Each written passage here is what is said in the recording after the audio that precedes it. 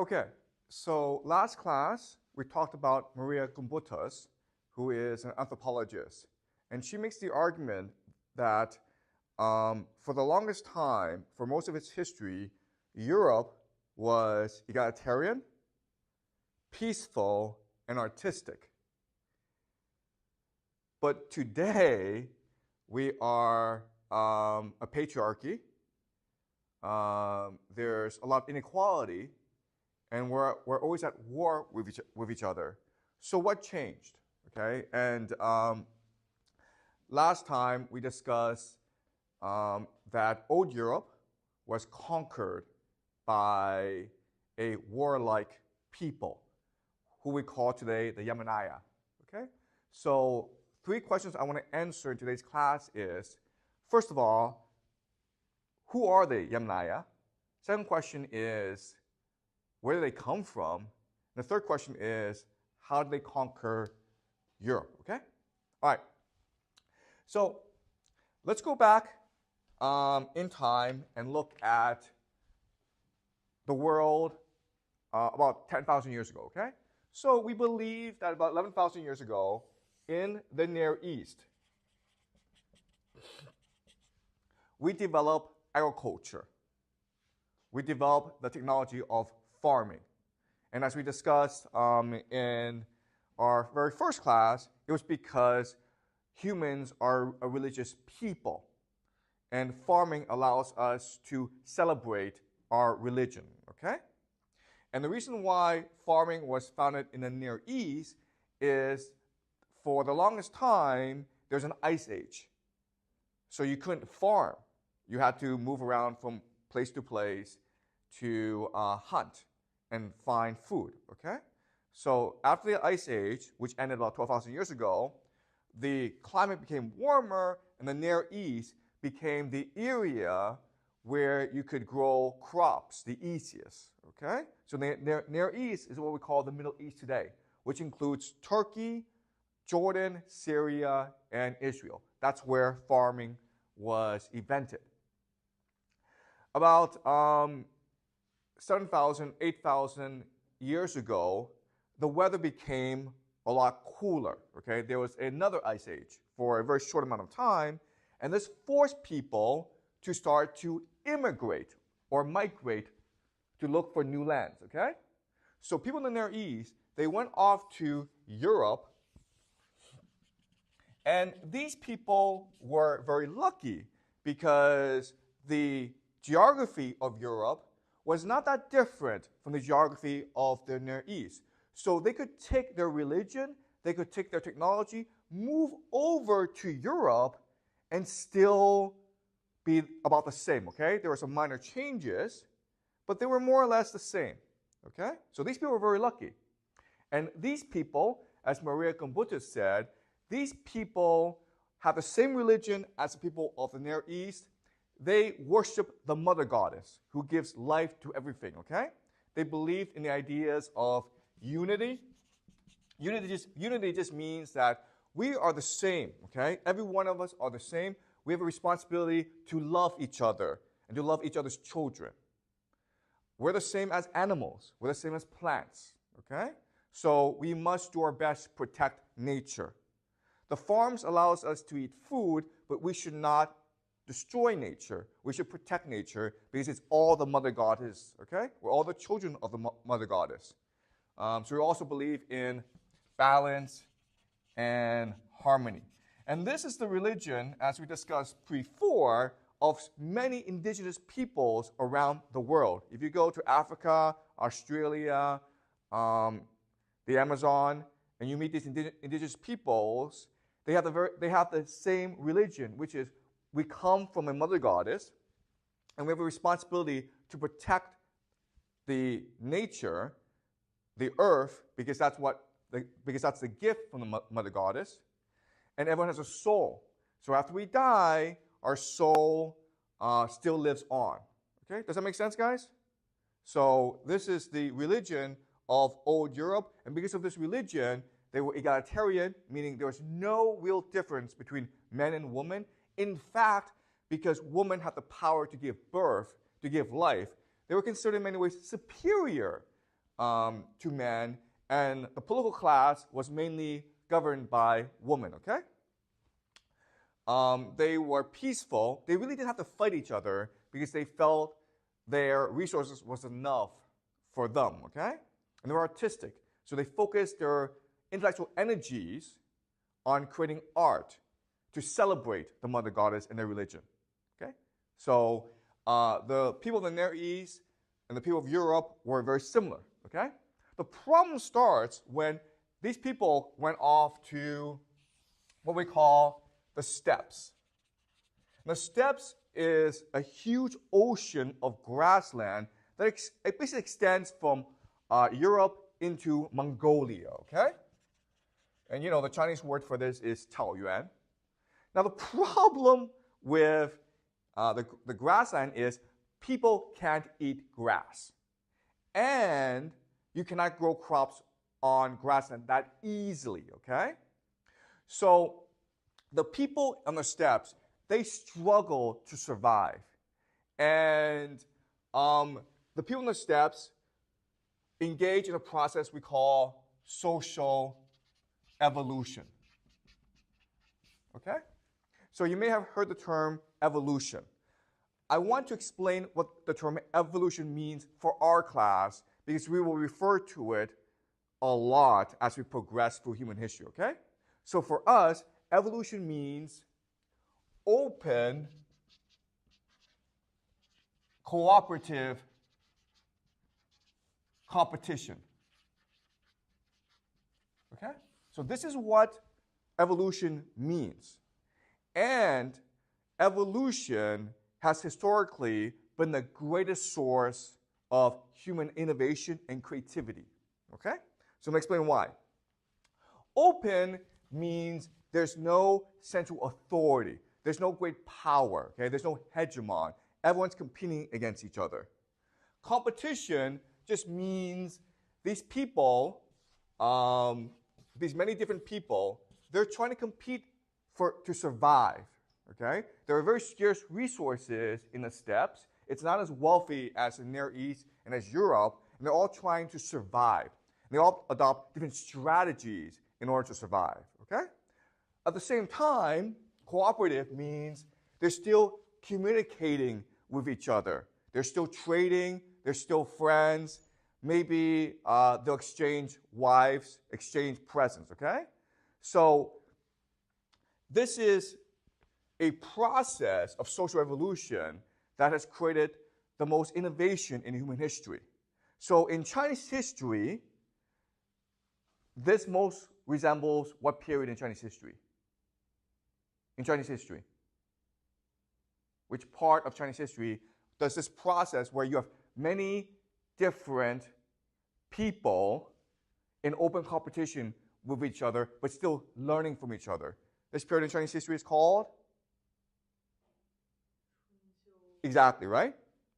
And that's where most of Chinese innovation and creativity came from that period. Confucius came from that period. Lao Tzu, okay? A lot of major intellectual breakthroughs came from that period, okay? But not only the Chunqiu of China, as we move on, we will also look at two other major periods where there was a major outburst of innovation, and they had a very similar social structure as like this, okay? So we will also be studying the Greek city-states. In fact, we will spend a lot of time on the Greek city-states like Athens and Sparta and Thebes, because before, we actually thought the origin of Western civilization were the Greek city-states, okay? We no longer believe that, but for the longest time, we believe Western civilization came from the Greek city-states. And when you look at the Greek city-states, you will discover the system they had back then is very similar to this system, okay? We'll also look at the Sumerian city-states, okay? Which is very similar to the Greek city-states. Yes, okay? So we'll be studying these different periods, okay? But I want you to remember the first important principle is whenever there's an open cooperative competition, tremendous innovation happens, okay? That's the first principle I want you to remember. The second principle I want you to remember is eventually someone triumphs in this competition, okay? And the group, the people that triumphs are the people who are most open to adopting innovation in order to destroy others. Okay, does that make sense? They're the most ruthless in adopting all innovations for the sole purpose of destroying others and becoming the sole hegemon, okay? So we saw this with the Greek city-states where for hundreds of years they were in competition with each other. And then there was a people called the Macedonians who weren't actually Greek, okay? They were marginal to the Greek city-states. And the Greeks didn't really consider the Macedonians part of their civilization. But they were on the outskirts, and they observed all the innovations that the Greek city-states were creating, especially in terms of military innovation, adopted all innovations for their purposes, and then conquered the city-states before they moved on and conquered Persia and Egypt, okay? And the leader of the Macedonians was called, do you guys know? Who was the leader of the Macedonians who conquered the Greek city-states? I'm sure you know who he is, but you may not know he was Macedonian. Who's the most famous Greek you've heard of? Yeah, he was actually Macedonian, okay? Alexander the Great. Okay? And what's amazing is we see the same pattern play out with the Sumerian city-states, where for hundreds of years, the city-states were in competition with each other. They were all trying to conquer each other without success. And then an outside people, a neighbor called the Akkadians, they adopted all the innovation and technology of the Sumerian city-states, and then they conquered the Sumerian city-states and established the first great world empire called the Akkadian Empire. And the founder of the empire, we will learn, is called Sargon the Great. Okay? Sargon the Great. And Sargon the Great is considered the world's very first empire builder. So even though we know almost nothing about what was happening here, from our knowledge of the Greek city-states and the Sumerian city-states and what happened to them, we can guess or hypothesize the same process played out here, where these different tribes, these different groups, were creating all sorts of different innovations. And then one outside group came in, adopted all the innovations, and then conquered everyone, okay? So, and these people are what we call the Yamnaya, who originate, we believe, in Ukraine, okay? So let's now discuss the innovations that these people created, okay? And the innovations were pretty incredible because they forever transformed human history. Okay, so the first innovation they adopted was a pastoral economy, okay? A pastoral economy, basically raising cattle, raising or herding cattle, or cows. All right, so we cannot eat grass, okay? But cows and sheep and goats can eat grass, and then we can eat the cows, the goats, and the sheep, okay? Does that make sense? So what these people realize is they can take the cows, the goats, and the sheep from the farmers, okay? Because there's a lot of trading back then, and then raise them in the steppes, and because there's so much grass, they'll grow very fast. And then you can use that as the source of your food, okay? So they created a new economy. What the second innovation is, what then they realize is, you know what? We can also drink their milk, okay? Dairy. And this is important because for most of human history, we cannot drink milk because we're lactose intolerant, okay? In fact, most people in the world today are still lactose intolerant. But they developed the enzymes, the peptides, in order to drink milk, okay? They became lactose tolerant. So that's their second big innovation, the ability to drink milk, okay? And now, if you're able to eat protein and you drink milk a lot, what happens to your body? What happens to your body? Exactly, okay? You become very tall, very strong, okay? So, because of these two innovations, the people in the steppes were on average, okay, just average, 20 centimeters taller than the farmers in the Near East and in Europe. 20 centimeters is a lot, guys. Okay? The reason why is the farmers did not eat meat mostly, and they could not drink milk. They ate vegetables. Okay? So the third big innovation is the domestication of the horse. The reason why is the grassland is huge, and they needed to travel huge distances to trade, to communicate. Okay? So they started to domesticate the horse. And it's very hard to domesticate the horse because horses are trained, or horses are programmed, hardwired to run away from humans, right? If they see a threat, they run away. So this process, we believe, took at least 3,000 years. Okay? But they kept on trying because the ability to ride horses was very important for their society and their economy. And so now they have the ability to ride horses. That's the third big innovation. Then they invent the wheel. Okay? And why this is important is if you have the horse and the wheel, you can create the wagon. Okay? If you have the wagon, it means you are no longer stuck in one place. You can move from place to place. And so this is what we call the nomadic pastoral economy. Okay? Does that make sense? They're able to move from place to place because basically what happens is you have a lot of cows, they're going to eat all the grass. Okay? Now you have to move somewhere else for them to eat the grass. Okay? Does that make sense? Now, the problem with this is what? If you move from place to place and the cows are eating all the grass, what happens? Usually. Conflict, right? Because you are now in competition for what we call grazing rights. Grazing rights.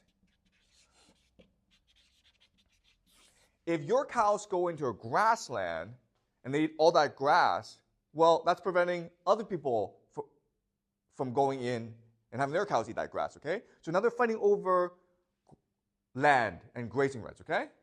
What else are they now going to fight over? How about cows, right? Because in this economy, one way to survive is to feed your cows. What's another way to survive? What else can you do in this economy, in this world? Steal other people's cows, right? Does it make sense? Okay. So the protection of the cows meant there was a greater emphasis on men, okay? So remember, in this society, in the Near East, in Europe, these are agricultural societies. And for them, what mattered was life-giving, giving birth, and maintaining a harmonious society. So women were more important. But in this society, where there's a lot of violence, there's a lot of conflict, men became more important, okay? So with these innovations, they start to change their economy, their society, and their religion. Okay, economy, society, and religion. Okay, so in terms of the economy, the first major change from this society is the idea of private property. Private property, okay? Because cows are private wealth, and you have to protect that wealth. Okay? So that's the first major innovation, the idea of private property where this belongs to you and only you, and not to society or to the mother goddess, okay? And that's very different from the farmers in Europe who had no concept of private property. From the idea of private property, the society changes and becomes a patriarchy, okay, where men are in control, okay? And in a patriarchy of private property, the problem now is one of inheritance, right? So let's just say I have 10 sons and I have 100 cattle, and I die. Who gets my cattle? Who gets my wealth? The older son. It has to be the older son. Why? The eldest son. Why? Well, it's because if you put the 100 cows separately, equally for like everyone gets 10 cows, and that will make them poor. Exactly, okay? So we need 100 cattle to survive as a family. If I start splitting the wealth up between the 10 sons, we become a lot poorer, right? The 10 sons have 10 sons, then by the third generation, everyone has one cattle. So everyone's now poor, okay? So the only way to solve this problem is if I, the patriarch, the father, give everything to the eldest son, okay? And this is what we call primogeniture. So this is a new innovation, primogeniture, where the eldest inherits everything, okay? Now the problem is, what happens to the other 9 sons?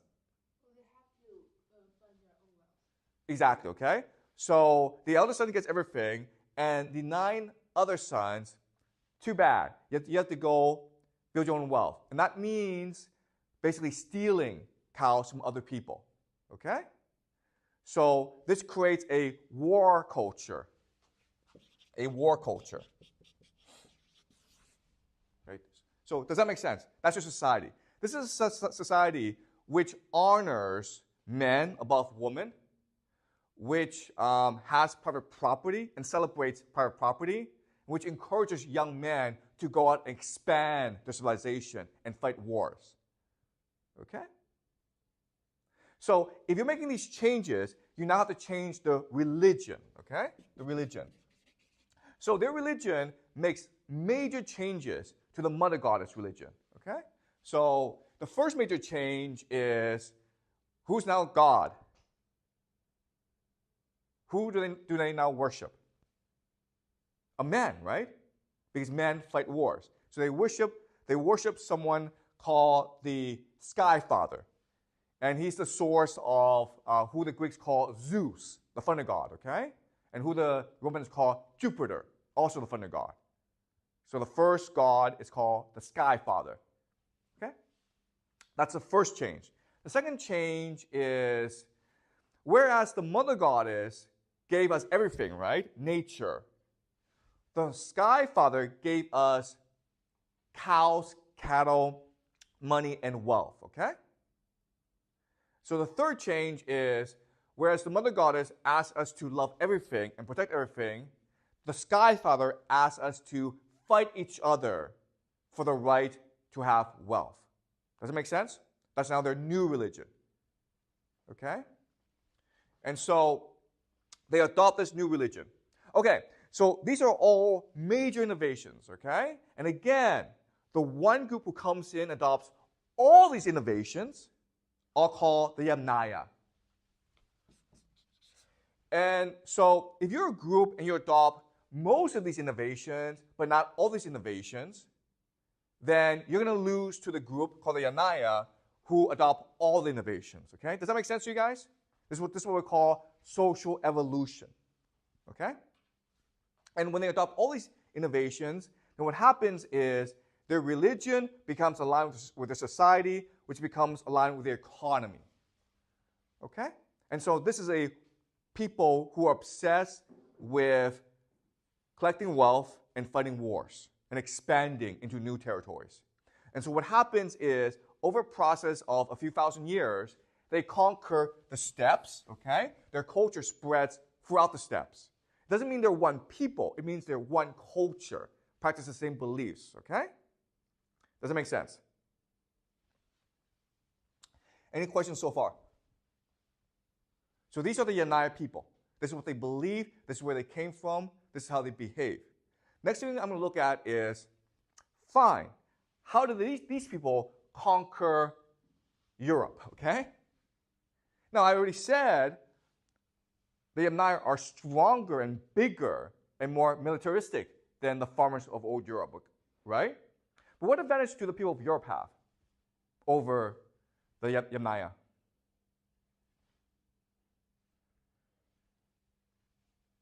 What's the major advantage that Europe has?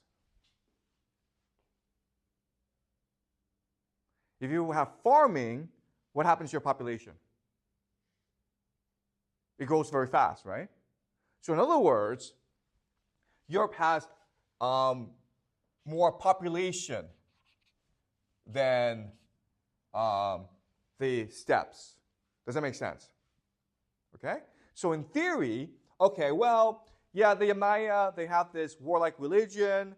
They're extremely militaristic. They're very strong. But in theory, Europe could have withstood the assault of the Yamnaya because Europe has more people. Okay? So the question now is, how did the Yamnaya conquer Europe? So, what's a problem with people who live on farms? What's their ultimate problem? Thank you, the plague, okay? Do you understand? Because you're living next to pigs and rats, and there's a lot of garbage around, okay? So it's very easy for diseases to spread, okay? So we believe two things happen to reduce the population of Europe significantly. The first thing that happened was the plague. Okay? And this wiped out entire communities. Now the thing is, though, the plague spread around the world, okay? Because remember, what's important to remember is these people in the steppes, in the Near East, in Europe, were all in contact with each other because they were trading with each other, okay? So the plague, we know from DNA research, was in Europe, the Near East, and the steppes. Why did it wipe out the population of Europe, but not the population of the steppes, even though the plague was everywhere? Why? The answer is because the people in Europe were living in one place, right? Whereas the people of the steppes were moving from place to place. Does it make sense? So even though the plague did impact the people in the steppes, the impact was far greater in Europe. In fact, we believe that most of the people were wiped out by the plague in Europe, okay? So that reduced the population significantly, okay? So that's the first thing that happened in Europe. Second thing that happened in Europe is what we call climate change. So about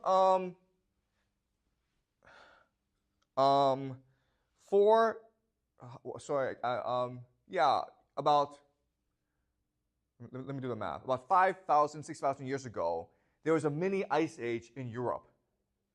And if you're a farmer, that's really bad for you, okay?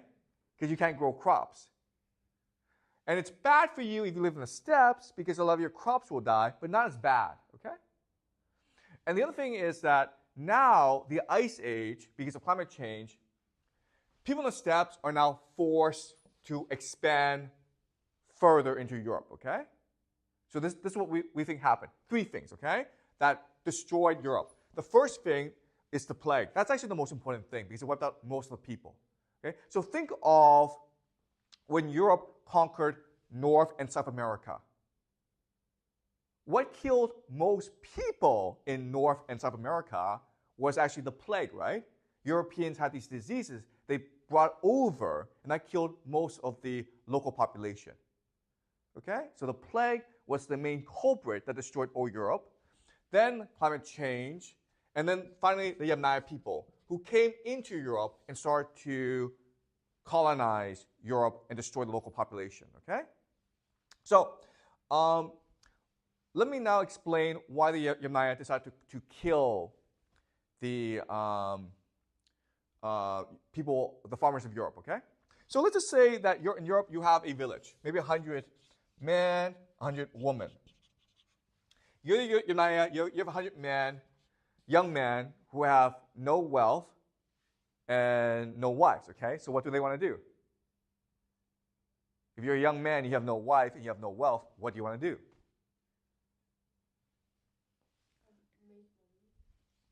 Yeah, you want to steal other people's wife and property, right?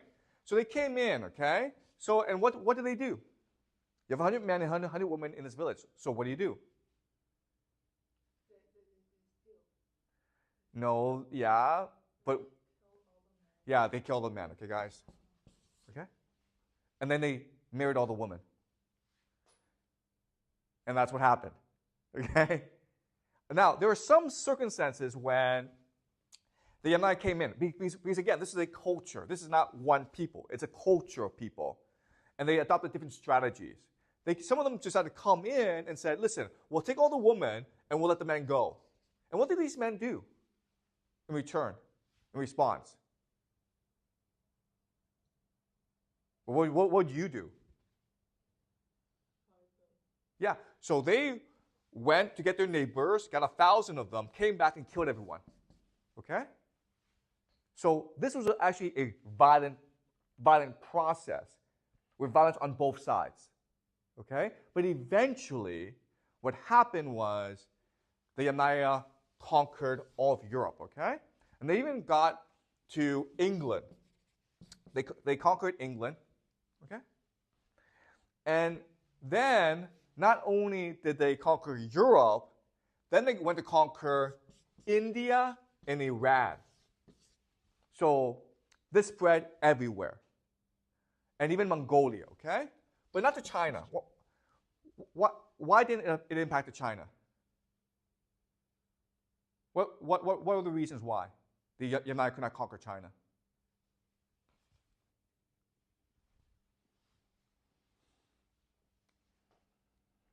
What's between India and China? They conquered India, right? Why could they conquer China? You can't, if you have horses, okay? You can't cross the Himalayas, okay? So that's what saved China, the geography. Also, China had a huge population, right? So even if the Yamnaya came, the population could have repulsed the attack, okay? But China was not conquered by the Yamnaya. So China, for most of its history, was isolated from the rest of the world. Okay? Does that make sense?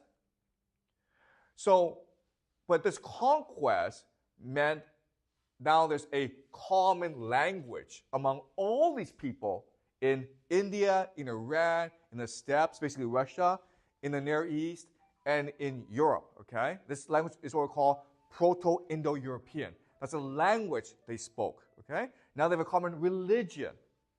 So from this point on, this world, okay, stretching from Europe all the way to India, was in constant communication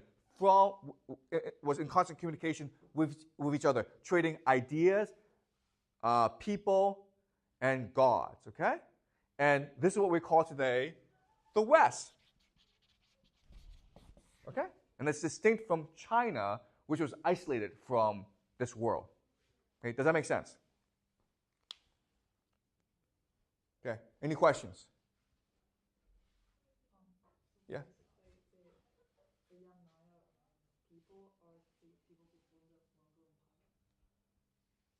Empire? The Mongolian people are descended from the Yamnaya, yes. And if you think about it, the Mongolian people are very similar to the Yamnaya, right? The Mongolians are also nomadic pastoral people who are also very much warlike, okay? And in fact, what we will learn later on is that Genghis Khan adopted very similar policies as the Yamnaya. Okay? So we'll see a lot of similarities between Genghis Khan and his conquest and the Yamnaya conquest of the world at this time, about 4,000 or 5,000 years ago. Yes? I kind of want to ask about you mentioned the disease that. The plague, yes. Okay, so that kills like most of but that didn't kill the Europeans. Right? It killed most Europeans, yes. Because Europeans were living on farms, right? So they were living together. Okay, so that's why the Maya people could go to that place. Yeah, because it reduced the population of Europe, so they were less able to resist the invasion. But why is the Maya people doesn't get killed by the disease? Okay, all right. So the plague was all around the world, okay? And this is actually the bubonic plague, okay? The bubonic plague. It's spread by rats. And we have DNA of this plague, okay? So we know the bubonic plague has been with us for the longest time, okay? So the plague kills people who live closely together. You understand? Closely together. Because then it's easier to transmit the disease. Yes. Okay? So if you live closely together, you're much more likely to catch the disease and die. Does it make sense? But if you live far apart, then you're less likely to catch the disease. So in Europe, people were living on farms. And there's like 10,000 people who might live on a farm, okay? That's a lot of people who live very closely together. They're also living with animals. So it's very unclean. But if you're living in the steppes, okay? First of all, you're living far apart. That's the first thing. Second thing is your life is much more hygienic, okay? Because you're not living with pigs and rats. And the third thing is your body is a lot stronger because you're drinking milk, okay? You're getting a lot of physical exercise. Does that make sense? Yeah. So these people are less likely to die from the plague. All right. Any more questions? Yeah, so are the Greeks the descendants of the Yamnaya? Exactly, yes. Okay. So basically, everyone in Europe, except for a few people, are the descendants of the Yamnaya. Okay? The Indian people, the Iranian people, also consider descendants of the Yamnaya. Now, when the Yamnaya came, these farmers in Europe, okay, there were maybe 3 major responses, okay? The first response is, let's fight them, and then they got killed. The second response is, let's try to cooperate with them, okay? And the third major response is, let's move somewhere else. So the people who moved to islands, okay, so for example, there's an island called Sardinia, okay, in Italy, okay, it's an island. They survived against the Yamnaya, and they have less Yamnaya DNA than other people, okay? But if you can't run off to an island, you're going to get wiped out, okay? But basically, all of Europe was conquered by the Yamnaya. And when you look at the DNA, and later on I will show you the DNA evidence. When you look at that evidence, it's pretty stark, okay? All right? How did they conquer England? That's a great question. Okay, thank you. All right. So this process took a long time, hundreds of years, okay? And during this time, this is a spread of a culture. So it's not one people, it's not one nation. So what's happening was, as they conquered different territories, they had to adapt themselves to that territory because the geography is different, okay? So in the steppes, you're leading a nomadic pastoral lifestyle. And at first, they tried that. So for example, we have evidence that in Norway, which is in North Europe, they burned down all the forests because they were trying to replicate their homeland, okay? But then eventually they discovered this is not going to work, okay? It's too hard. So then they started to mix their lifestyle with the local lifestyle, and they became more focused on agriculture, okay? Does that make sense? All right. And as it kept on spreading, they also stole the technology of the local people.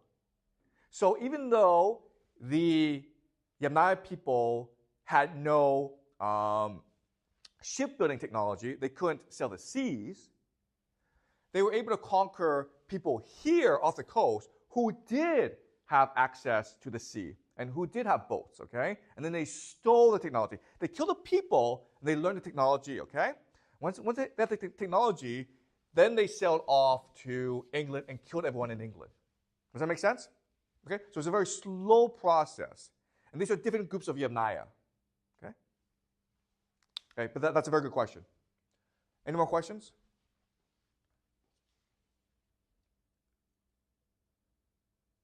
Are you guys clear about this?